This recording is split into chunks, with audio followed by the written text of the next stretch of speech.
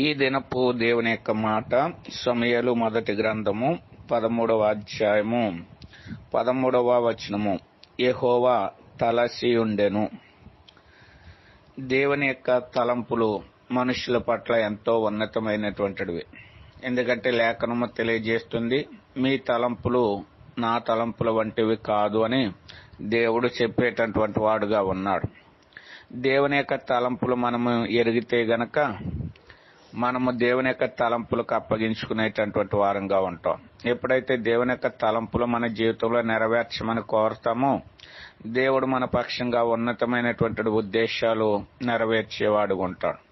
అయితే అనేక మార్లు మనము దేవుని యొక్క తలంపుకు మనల్ని అప్పగించుకోకుండా మనం అనేకమైన ఆలోచనలు తలంపులు కలిగి నష్టాన్ని తెచ్చుకునేటటువంటి వారంగా ఉంటాం.